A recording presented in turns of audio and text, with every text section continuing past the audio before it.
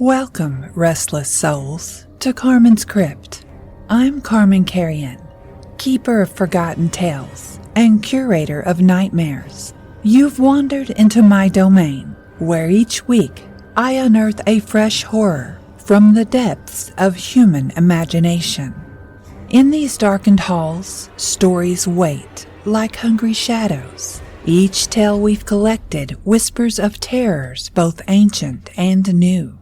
From crumbling mansions where something skitters behind the walls, to that strange text message you received at 3 a.m. from a number that shouldn't exist.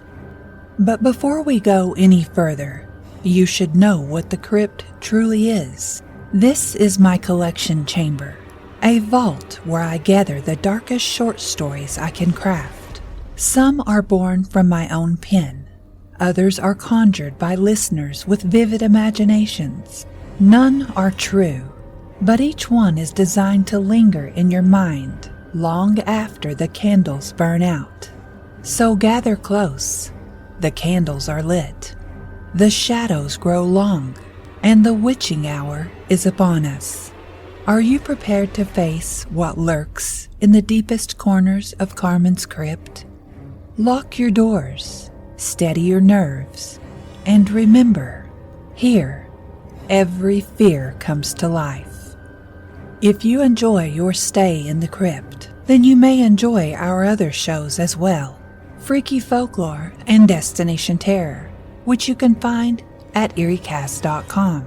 But if you prefer the darker side of humanity, you can find all of those along with Deadly Intent at carman-carrion.com, or follow me on all socials under @CarmanCarrion. Now let's begin. By the time Jonah heard the chewing, the house had already begun to thin. Not in any way a camera could catch. In photos, the little rental on Birch Street still looked like a tired, harmless bungalow. Peeling paint, squat porch, 2 crabapple trees out front, the kind of place that smelled faintly of old carpet and powdered cleaner when you opened the door. It was cheap, and cheap was what Jonah could afford on a mechanic's paycheck and a past he was trying to outrun. But in person, after a week or two, you could feel it. Door frames weren't quite square. Floorboards had a subtle bow, as if something beneath the house was exhaling. Nails worked themselves out of the wood. His boots clunked hollow on the living room floor, even though the crawlspace below was barely 18 inches high and choked with dirt. He noticed those things before he noticed the sound. The crawlspace access was in the hallway closet. It was a small square panel of plywood with a finger hole drilled through the corner. The landlord had told him not to worry about it. Just the crawl space, she had said. You don't need to go in there. Nothing but spiders and old ductwork. I lost a cat under there once. Rotten little thing. Probably turned to dust by now. The way she'd said that last part made Jonah frown.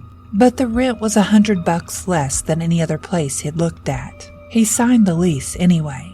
He didn't open the panel for the first 2 weeks. He heard the house at night, though.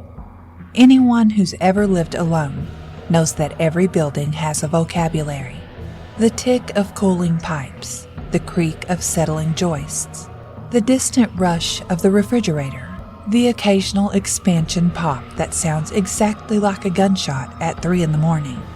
This house's vocabulary had all of that, plus one more sound. The first night, Jonah woke up to what he thought was a mouse chewing the baseboard.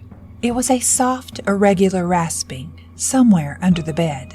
He lay there in the dark, breath held, listening. It would start slow and patient. Scrape, scrape, scrape. Then stop, as if whatever was gnawing paused to consider its work. Damn rodent, he muttered, rolling onto his side. He'd been raised on a farm. Mice were part of the package. Tomorrow he'd buy traps. Tomorrow he'd wedge steel wool into any little holes he could find. Tomorrow. The chewing stopped when he closed his eyes. The next night, it came back, louder this time, like teeth working not on wood, but something slightly softer, more yielding. Scrape, scrape. There was a wetness to the sound that made his skin crawl. He threw off the covers, got down on all fours, and peered beneath the bed. Nothing but dust bunnies and a dropped sock. The gnawing continued. But now that his ear was closer to the floor, he realized it wasn't coming from under the bed at all. It was coming from under the house. He lay on his stomach, cheek pressed to the scuffed hardwood, breath fogging the space beneath his lips. The sound was louder here, directly below his head. Chew, scrape, a slight eager suck. Jonah pushed himself up, heart thudding. Raccoon, he told himself. Or a possum. Something like that got under there. Or pipes. Could be pipes rubbing. Old houses do that. Old houses did a lot of things. He found excuses every night. He bought traps and never caught anything. He knocked on the crawlspace panel once, just to prove to himself it was nothing. The chewing stopped instantly, like a conversation cut off mid-sentence.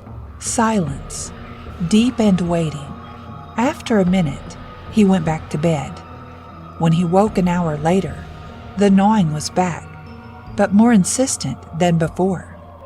On the 18th day in the house, Jonah slammed his shin into the hallway table. It was just clumsy luck.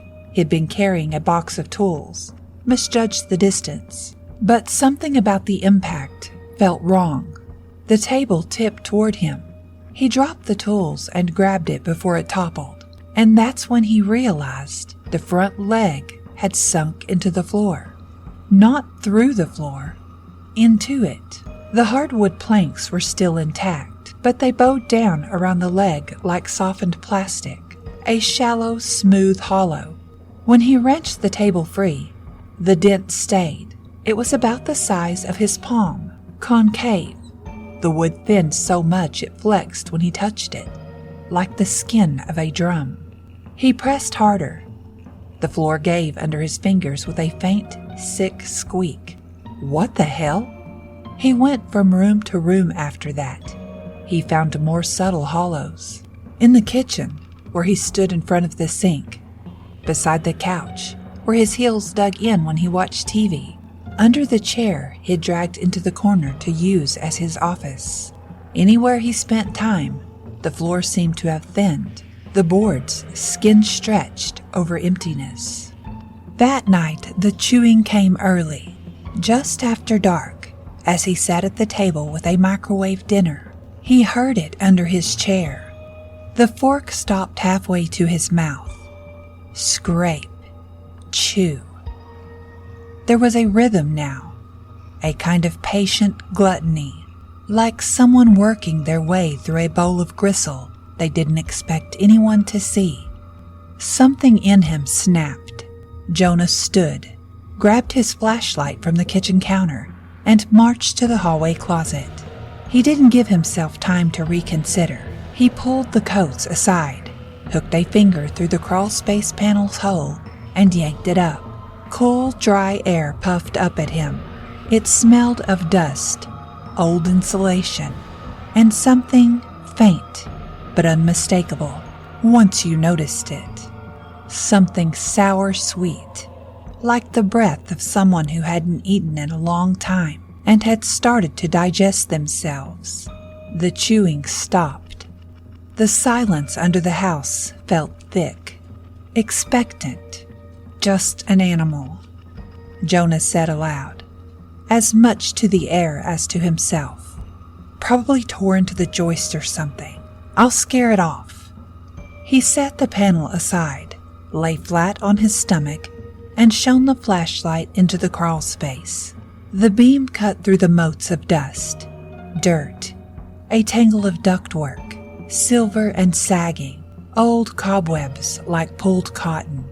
The space barely had enough headroom for a child to belly wriggle through. He played the light along the perimeter, looking for movement. Hey! he called. "Get out of there!" His voice hit the dirt and came back to him deadened. No scurry of paws, no rustle of a startled body, just that smell, dry earth, and something hollow and hungry. He should have closed the panel then. That would have been the wise thing. Instead, he took a breath and slid himself in up to his shoulders. The wood pressed against his back. The dirt kissed his chest. He wormed forward until his head was wholly inside the dark. Now, the sound returned. Not the chewing. Breathing. Not his. He held his breath to be sure. Beneath the house, in the blackness, just beyond the reach of his flashlight, something was drawing air in slow, wet pulls. Inhale, a faint whistle across a narrow throat. Exhale, almost a purr. Jonah's skin prickled. "Okay," he whispered. "Okay, we're done." He started to push himself backward, but his shirt snagged on a nail. Panic surged bright and irrational. He flailed, heart pounding, frantic to get free. And for a moment, his hand slipped in the dirt, his elbow buckling so his face came down hard against the ground. His cheek pressed to the packed earth. The flashlight beam jumped crazily, skittering over ductwork and joists, and then eyes. 2 of them, so close he realized they were in focus, which meant they were only feet away. They weren't glowing like in the movies, just catching the beam with a dull, oily sheen. They were set too far apart, like they'd been pushed wide against a flat face, and they did not flinch from the light. Jonah's throat spasmed. The breathing quickened, as if excited. Then something moved in the dark, not toward him, but aside, sliding deeper into the crawl space with a whisper of displaced dirt, leaving only the memory of its presence and a faint trailing musk, like old coins and dry bone. His shirt tore free. He shoved himself backward out of the hole, dragging his ribs along the edge so hard he felt his skin scrape. He kicked the closet door closed and leaned back against it, chest heaving. "Raccoon," he said to the empty hallway. "Just a raccoon. Big eyes, big dumb raccoon." But raccoons didn't make the floor thin where you stood, and they didn't stop breathing when you listened to them. They didn't watch. He left every light on that night. The little house glowed weakly against the dark, yellow squares in the windows like tired, sleepless eyes. Jonah sat at the kitchen table with a beer he wasn't drinking and his flashlight beside him, turned so the beam pointed at the hallway closet. He kept expecting the panel to twitch, to lift, to show those eyes again, peering up through the crack, like something testing the seal on Tupperware. The house didn't move. It just creaked like any old place creaked. Wind in the siding, the occasional pop from a joist, the distant hum of the fridge cycle. When the heater kicked on, the ducts gave a dull metallic thunk under the floor. And beneath it all, just at the edge of hearing, the slow, patient rasp of teeth. Chew, scrape, wet suck. It moved around, under the kitchen, under the hallway, paused beneath the table like it was listening to him breathe. He took his phone out twice to call someone. Kenny the landlord. Hell, 911. And put it away twice. What was he going to say? "Hi. Yes, there's a raccoon with emphysema under my house, and I think it's making the floor go on a diet." At 2 a.m, his eyes gritty and burning, he finally crashed on the couch with the TV on mute. A reality show played silent arguments and subtitles. He promised himself he'd only close his eyes for a minute. When he jerked awake again, it was to the sensation that he had sunk. The couch was lower. He blinked, disoriented. The coffee table looked higher from where he lay, like the room had stretched in the wrong places. The couch legs had bitten into the boards, leaving 4 shallow cups pressed into the floor. Thin curls of wood, pale and damped, curled out at the edges. The chewing was right under his spine now. He could feel it in each vertebra, a faint sympathetic vibration. Jonah slid off the couch, heart hammering, and stood. His boots sank a fraction of an inch into the boards, with a disgusting, faintly moist creak, like stepping on a sponge hidden under a rug. "Fuck this," he whispered. He didn't sleep again. The landlord answered on the second call the next morning, voice thick with sleep and cigarettes. "Yeah?" "It's me," Jonah said. "Birch Street." A beat. "Oh, you. You got something under this house?" He stared at the dent the table leg had made yesterday, the way it was deeper now, the way the wood inside looked fuzzed and stringy instead of solid. "Animal. Big. It's chewing through the goddamn floors."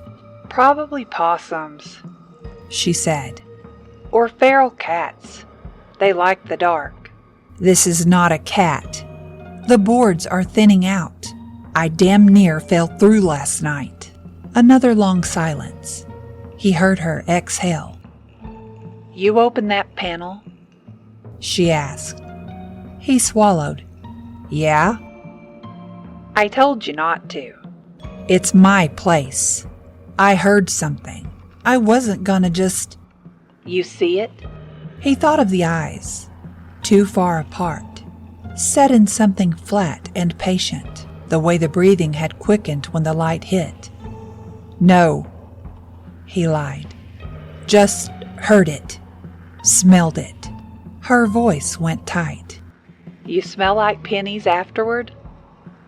He blinked. "What?" "Question wasn't hard." A pause. "You smell metal, like a fistful of change and something gone bad in the fridge."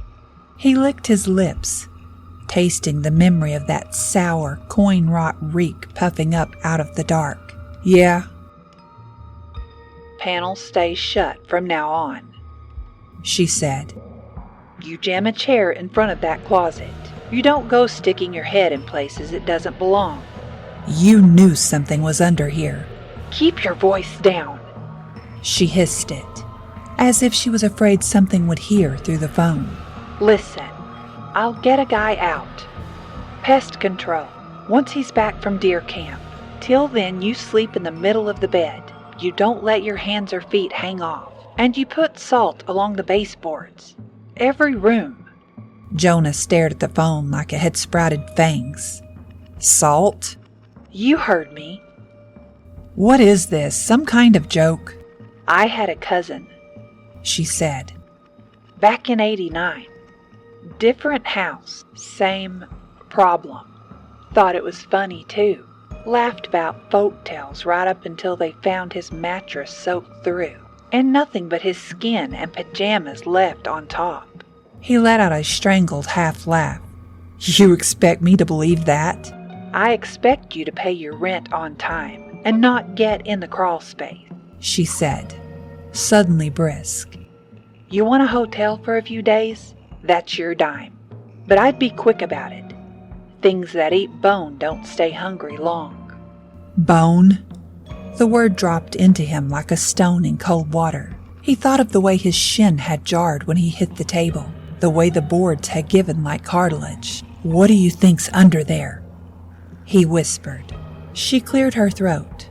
When she spoke again, the fake cheer was back, stretched thin.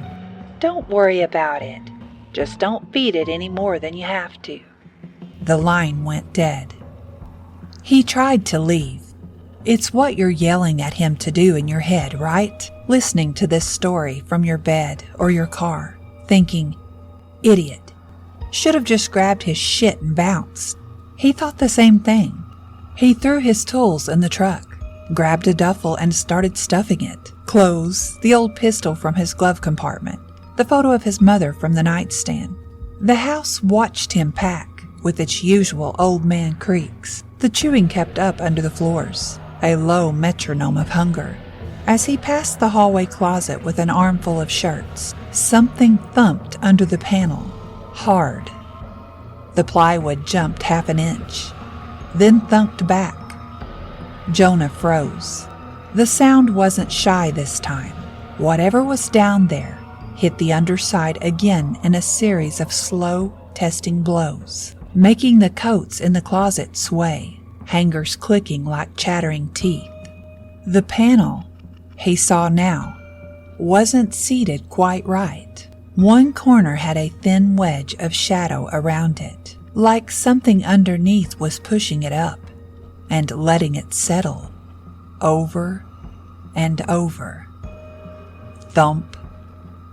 The wood flexed. A tiny puff of dust puffed out around the seams. He backed away, carefully, step by step. In the bedroom, he shoved another pair of jeans into the duffel and called Kenny with his free hand. "Dude," he said as soon as Kenny picked up, "can I crash on your couch a couple of nights? There's something wrong with this place." "You're paying in beer?" Kenny asked. "I'll buy you a fucking keg." "Then yeah, man, come over. What's up? You got roaches or some shit?" "Or some shit," Jonah said, and tried to laugh. The sound from the hallway changed. Not a thump this time. More like a tearing crack. Wood splintering. The chewing he had been half ignoring all morning stopped dead. Silence. "Jonah?" Kenny said in his ear. "You there?" He stepped into the hall. The closet door stood open. He hadn't left it that way. The panel that covered the crawlspace was no longer in its frame. It lay in the middle of the hallway like it had been spat out. Edges chewed and ragged, strings of torn insulation clinging to the underside. Something had shoved it up and then through the studs. There were fresh gouges in the drywall where it had knocked the door inward. The dark hole gaped in the closet floor, a square of black that seemed too black for midday. "Yeah," he whispered into the phone. "I'm here." "Sounds like you saw a ghost," Kenny said. "You want me to come?" Something moved in the hole. Not much, just enough. He saw fingers first. They weren't raccoon fingers. They weren't possum paws. They were long and pale and almost human, except there were too many joints, the knuckles knobby and pronounced, like someone had strung a rosary of white stones under the skin. The nails were thick and yellowed like old horn, each one ending in a chipped, filthy point. The hand, if you could call it that, came up to the lip of the opening, filling the air. The fingers splayed, touching the doorframe, the floorboard, reading the space by texture. Then it flexed, and he heard the joints crackle in a little rain of pops. "Jonah?" Kenny's voice sounded very far away. "What's that noise?" Jonah realized the noise was him. A thin animal whine squeezed out of his throat. "Stay there," he whispered into the phone without knowing why. Just stay there, okay?" He set the phone gently on the hallway table. The hand withdrew.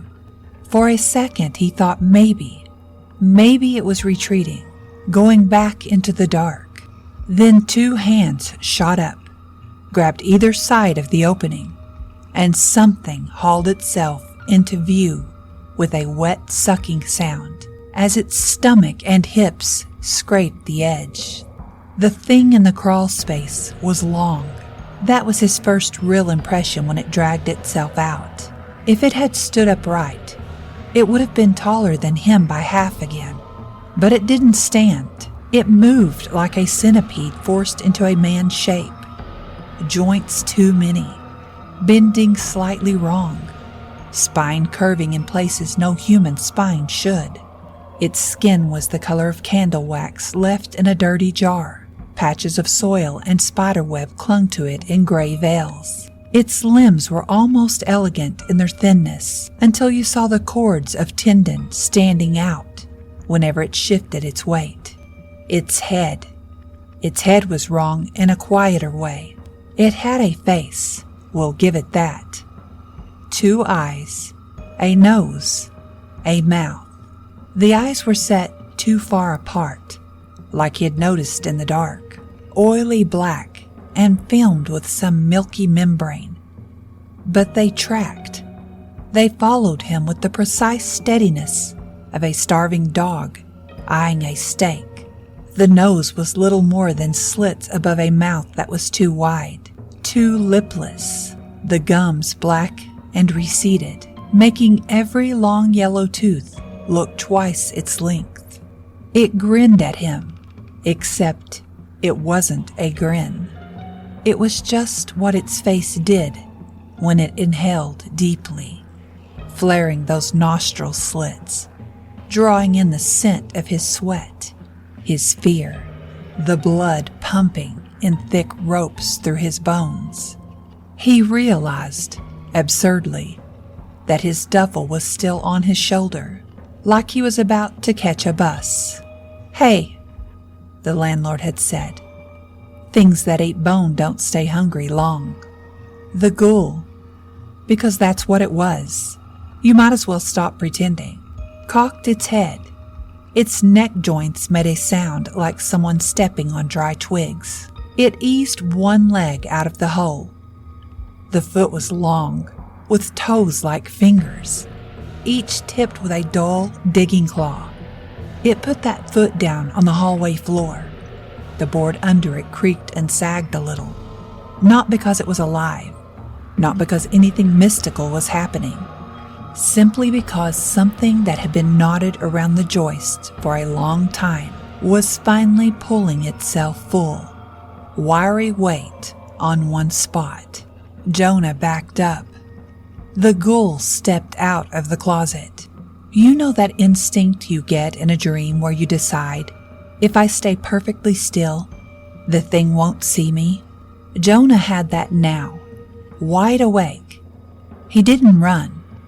He should have. He stepped backward into the bedroom, slow and measured, the duffel sliding off his shoulder to the carpet with a soft thump. His hands went up, palms out, not because he thought the ghoul would understand, but because the human animal raises its hands to show it's not a threat. The ghoul understood something. Its nostrils flared again. It blinked once, membrane sliding over oily eyes. Its gaze dropped to his hands, lingered, then sank lower, moving with obscene intimacy over the lines of his arms, the curve of his ribs, the thick bones of his thighs. It wasn't looking at flesh. It was seeing the scaffolding underneath, measuring it, counting plates and shafts and marrow-packed tubes. It took another step. The nails clicked on the wood. On an insane impulse, Jonah grabbed the only weapon within reach, the bedside lamp, and swung it. It connected with the side of the ghoul's head with a sharp crack. Ceramic shattered. The bulb blew with a pop and a flash, showering both of them with glass. The ghoul's head snapped sideways. A line of blackish, tar-thick blood welled along its temple and began to crawl down the side of its jaw. Then, slowly, its gaze rolled back to him. The grin came this time. He could tell. It showed more teeth. The hand that shot out was faster than any raccoon, any dog, any desperate man. It seized his forearm just below the elbow. Its fingers circled the bone completely.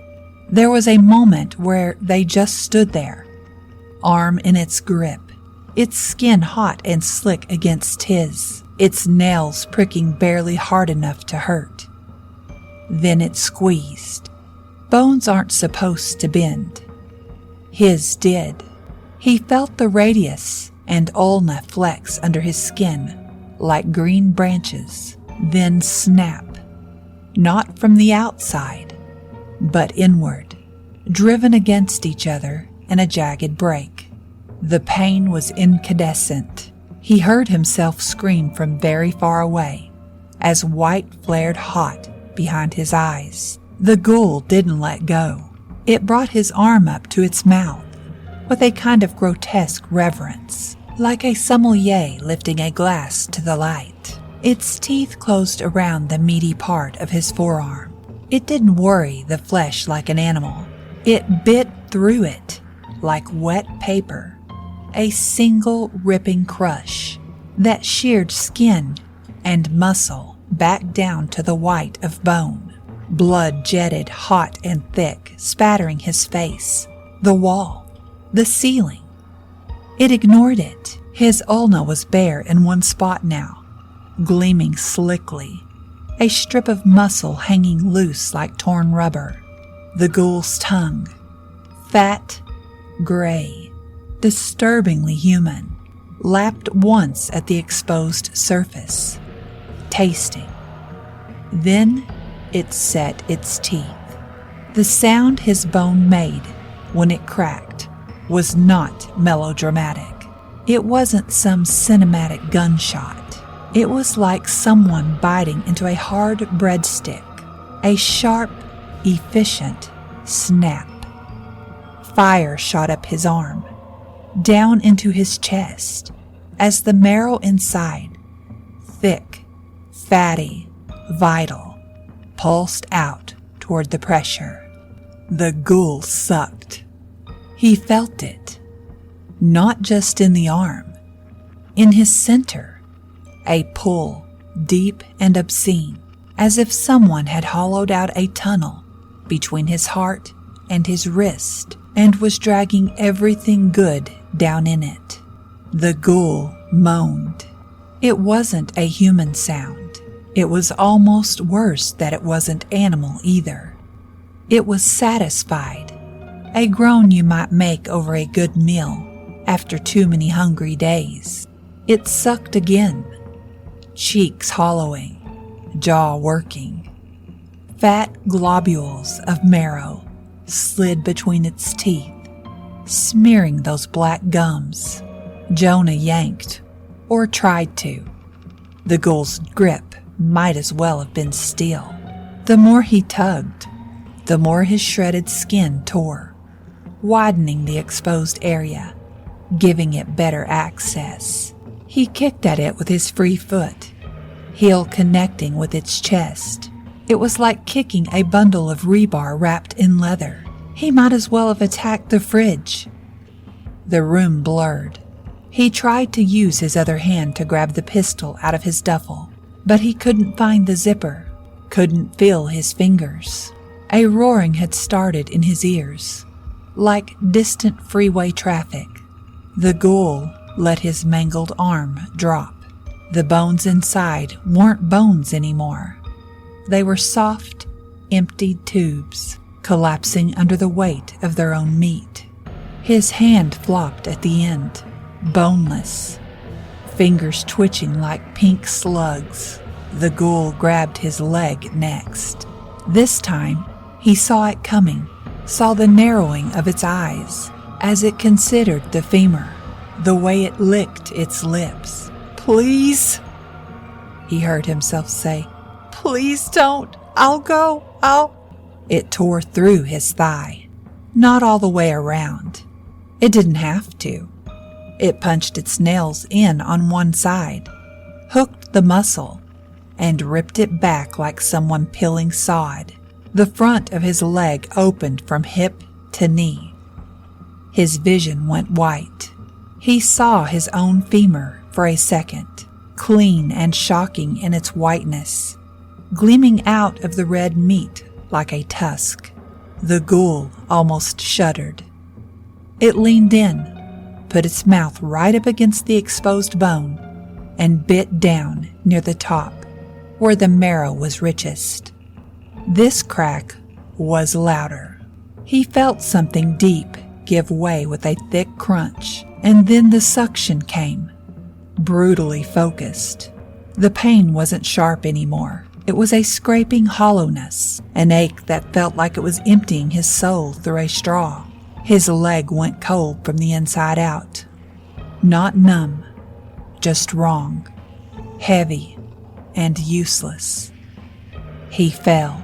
He didn't even remember his other leg giving out, but suddenly he was flat on his back, looking up at the yellowed ceiling, while the ghoul crouched over him like a lover, pinning his hips. He couldn't feel his left arm at all. His right leg was a screaming absence, blood soaked into the carpet, hot where it touched his neck, cooling too quickly everywhere else. He felt hands pawing at his ribs, nails pressing in, counting ribs like piano keys. "Stop," he whispered. His voice sounded childish, thin. "Please, I don't want to." The ghoul set its nails between two ribs and spread its fingers. The rib cage isn't meant to be opened like a cabinet. It will, though, if you put enough force on it. He found out how much force that took. Something gave, then something else. His chest folded and then opened, joints popping free of cartilage, ribs flaring apart in a grotesque parody of lungs expanding. He tasted iron in the back of his throat, coughed, and pink foam spattered his lips.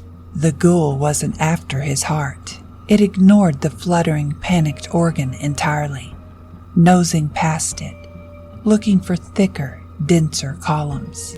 It found his sternum. It cracked it with 2 quick bites, spat a shard, then worried at the spongy interior like a dog with a soup bone. He couldn't even scream anymore. His breath came in wet little sips, each one rattling.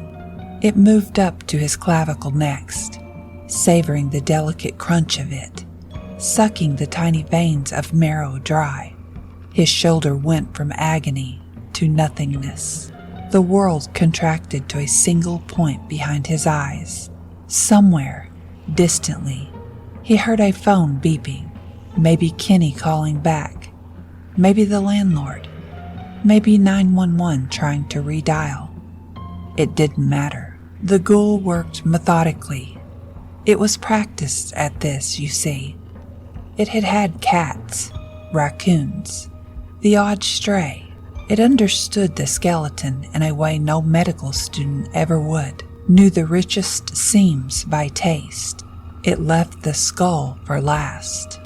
By the time it climbed up onto his chest fully, straddling him, Jonah's body was scarcely a body at all. Limbs caved here and there where bones had been drained, skin sagging over empty hollows. The carpet underneath was a dark, tacky lake. He blinked up at it. The face leaned close. So close he could see his own reflection in the black oil of its eyes, just a pale, loose-mouthed shape.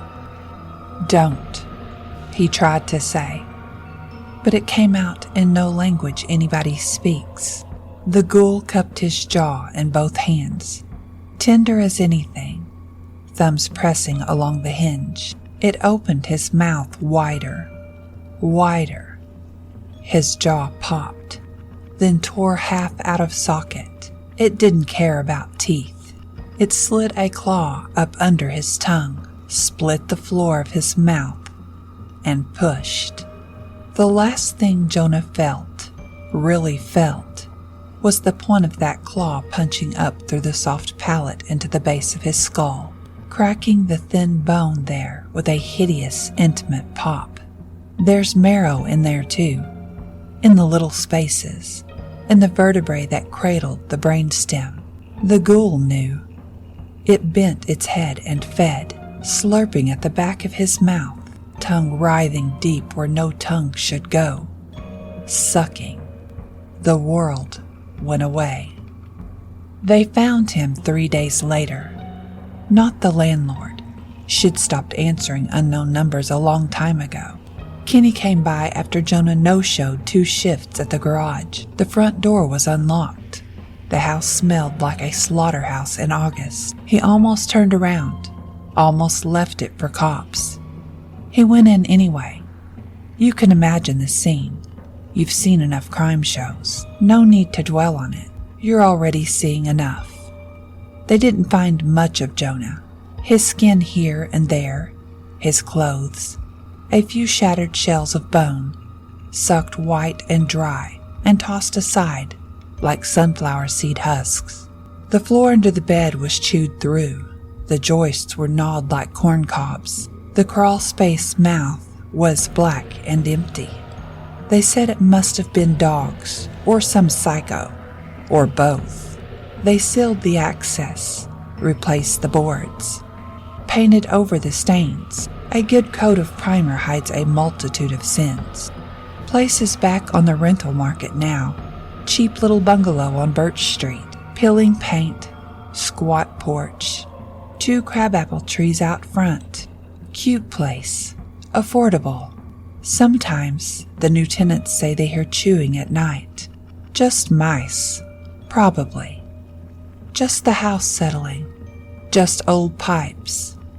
And when they lie awake, staring at the ceiling, they tell themselves the same thing Jonah did. Raccoons. Because it's easier to believe in raccoons than to think about a bone-hungry ghoul wedged tight in the dirt under your floor, listening to you breathe, counting your ribs, licking its black gums, and waiting for you to forget, just once, to keep your hands and feet tucked safely on the bed.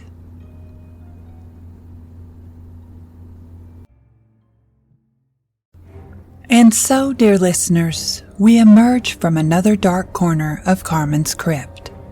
But remember, the horrors you've heard tonight are merely echoes of the terrors that await in the shadows of your mind. If you enjoyed your stay in the crypt, why not invite a friend to join us next week? After all, fear is best when shared. Leave a review if you dare, or share your own tales of terror on my social media at Carman Carrion. You can also find my other podcasts or submit your story at carman-carrion.com.